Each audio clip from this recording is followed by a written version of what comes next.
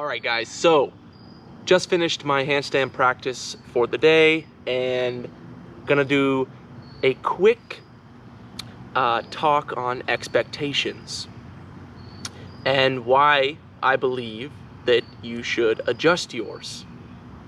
Okay, so tell me if this situation sounds familiar to you.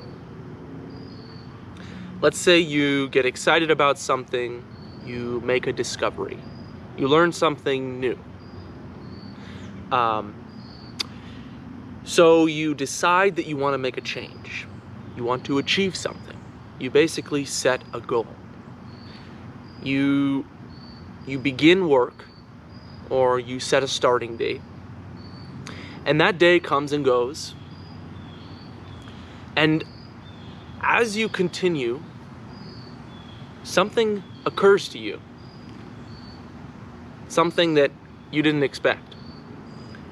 That actually it's not going to be as easy as you thought to get where you want to go, to accomplish that goal. I think this is an everyday scenario. Most people have experienced this. It's believing in yourself, for one, which is a fantastic thing to do. However, it is putting unrealistic or setting unrealistic expectations on yourself as well. Expectations typically come in the form of over-expecting or under-expecting. I'll tell you what I mean by that. They are also relative to discovery. So they're relative to the thing that you want to achieve, the goal you set. They're relative to your environment. And typically, most often, in many human cases, like all of us, we end up self-sabotaging. We either overestimate our abilities or we underestimate our abilities. And the expectations that we set for ourselves are either far too big or they're not enough to accomplish the thing that we have set out to accomplish. Okay, so some examples that I want to share. Learning a handstand. Learning to have a thriving marriage. Being financially free. Now, I set these examples specifically because learning a handstand is pretty binary. It's pretty straightforward.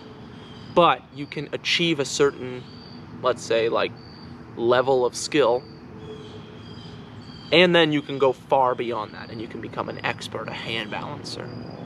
Having a thriving marriage. I said this because only the individual can define what their thriving marriage would be.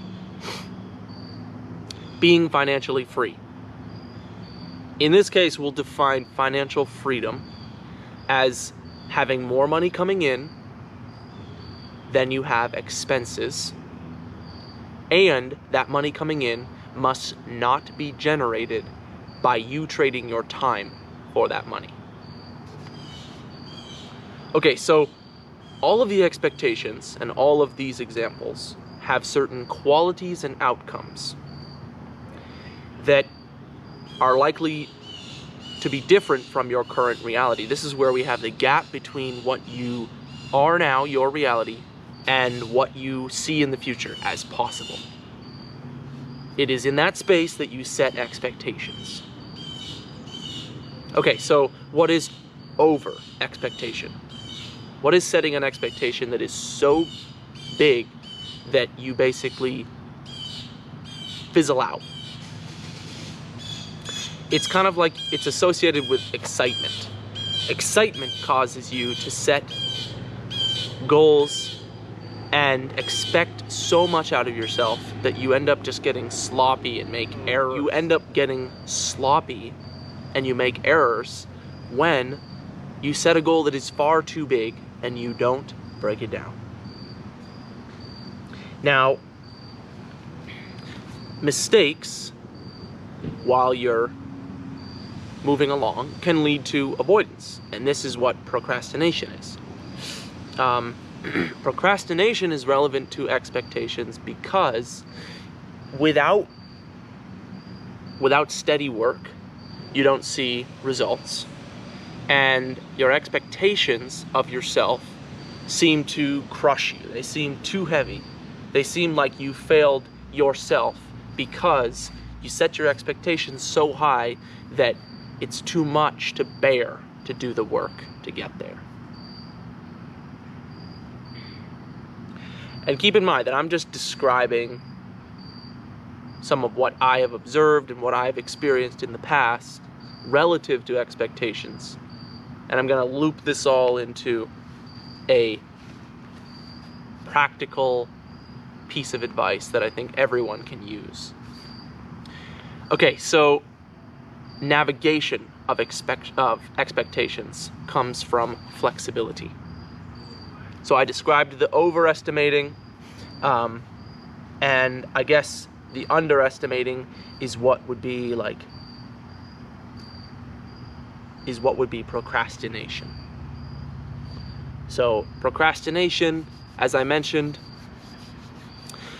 is the lack of discipline. It's the lack of effort or focused effort. And it usually comes from confusion, not knowing what you're doing or you should be doing.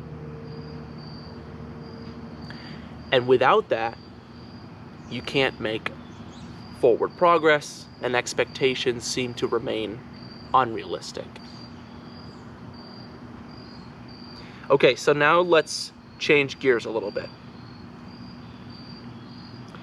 How can you manage these expectations in a way that is productive, sustainable,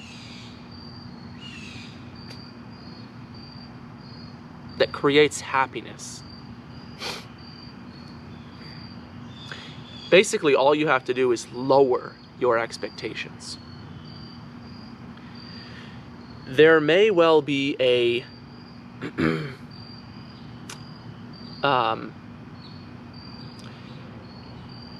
I guess you could say it's like a common mistake to believe that you can accomplish something that you see others do with very little effort.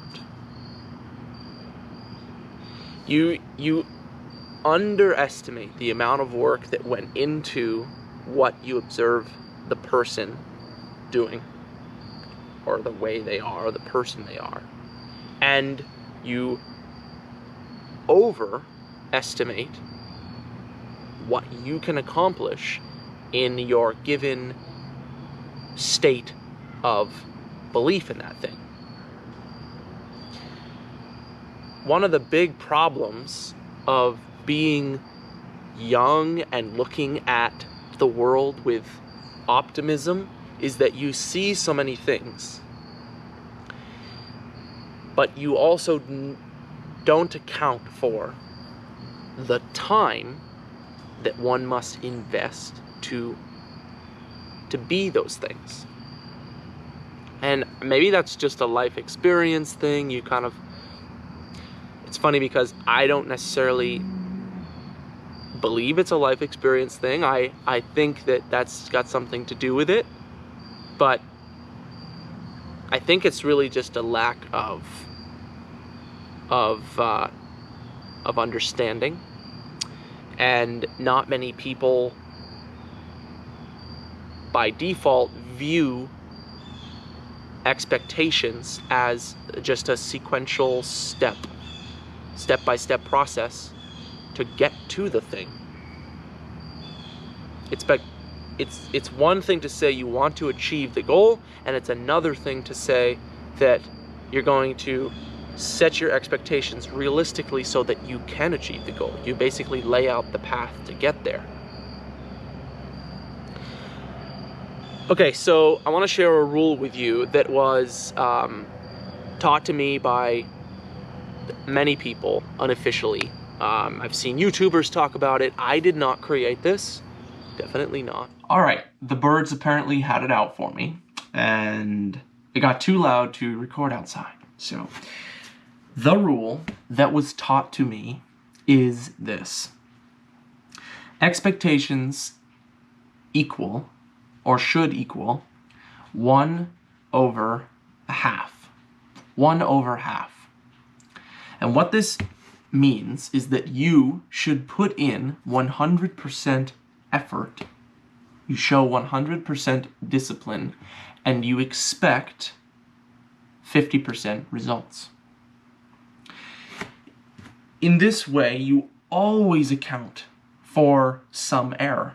You allow space for mistakes to happen, for changes to the results and the outcomes to happen, and you're not holding yourself to unrealistic expectations, which tend to be more 1 to 2, 1 to 3. I put in my effort now, and I get free results for the rest of my life, and I never have to work for those things again. Now, this is not bright, it's not sexy, but it is functional. It is real. It works very well. And I can give you some examples of how this worked well for me. So, following the pandemic, I went through some job changes, and as many of you know now, I am working in the construction industry, but I still practice handstands outside, and I have always practiced handstands. So I made a conscious decision sometime towards the later half of 2020 to not worry about the results that I was getting with my training. In the past year, I had put a lot of pressure on myself to train for a specific amount of time, a minimum daily, to have certain criteria that I was meeting with my training. I was doing 10 of this, 10 of this, 10 of this, 10 of this on a rotation throughout the week. I was training XYZ parts of the body so many times a week. And I was doing handstands for a certain number of sets and reps and expecting a certain number of successful reps or sets and progress forward over the days, weeks, and months. And I had done that for a long time. I'm quite certain at this point it's been about 10 years that I've trained something, and 6 or 7 years that I have been experimenting with handstands, and the entire time I have held myself to unrealistic expectations, and I'm not really sure what made me change. Maybe it was simply wanting to experiment with other things outside of training and deciding that I was no longer going to put my life in a on pause for training, but I was going to train in a way that allowed me to live my life. And it freed me from this unrealistic expectations. And then fast forward 3 to 6 months in the future, I had seen the most unbelievable results. I had broken personal records in many different parts of my handstand training, and that's how I've been rolling ever since, and really enjoyed it. So that's one example. This allows you, this 1 over a half, to outsmart your emotions. Emotions tend to drive us to believe that we are capable of unrealistic outcomes because we're hooked to an image, we're hooked to a feeling, we're hooked to the possibility of something that someone else told us about or showed us or shared with us. And it just doesn't add up at the end of the day. It's overexertion and it's exhaustion and burnout versus showing up just because you want to show up, expecting less, and in the outcome or in the long term, experiencing greater, more explosive results because you disconnected yourself from that focal point of get the result, get the result, get the result. Nothing else matters but the result. I think this equation puts us in control. It gives you the power. All you have to do is show up and let yourself free of some result or expectation. Do the reps. And I don't think that actually gets to the core of the issue. Doing the reps is sometimes associated with grinding to an expectation that is unrealistic. It's more like just show up and give it your best every day. That's it. Establish some ground rules and follow them. That's it. That's as simple as it can be. So, lastly, I wanted to use this YouTube channel as a result, or as an example. So, imagine that I had set my sights on 1,000 subscribers for this channel. So I'm just going to use that number, arbitrary number, for now. There are a couple different ways I could get there. First, I could set a deadline, a timeline. I want 1,000 subscribers by the end of 2021. And I would just open YouTube every day on my computer and watch the number. I'm willing to bet you that by the end of the year, I would have the exact same number, which would probably be 0 subscribers. The second way is I could set that goal and set the timeline, and then I could break down how many subscribers I need to get every week or even every day, and then set some sort of correlating action to get there. Like I make a certain number of videos per week. And the two hopefully can equalize. My videos get me subscribers, get me more subscribers. I make more videos, get me more subscribers. That may or may not work. It takes a lot of experimentation. I may never create enough videos to get me to 1,000 subscribers by the end of 2021. And then what? Am I a failure because of that? So option number 3 is I set the goal, but I immediately forget the goal. The goal is not the point. The goal is simply a marker in the future that tells me I'm doing something right. It is not the end, nor is it very important. All then I do is create videos that make me happy, that I enjoy creating. I make videos that are helpful, that maybe help me, that maybe help you. I practice the craft. And over time, I do gather more subscribers because I am showing up consistently. And whether or not I hit my goal by the certain timeline, I have not, in the sequence of getting there, focused on the goal at all. I've focused on the other aspects, the videos, the content, the engagement with subscribers, the using YouTube as a productive platform instead of a platform to push me down or make me sad or make me feel like a failure. And I think that the number 3 option is really the way to do it. And that's how you manage expectations realistically, as well as productively, so that you can both enjoy what you're doing and also obtain or get to the goal that you set for yourself.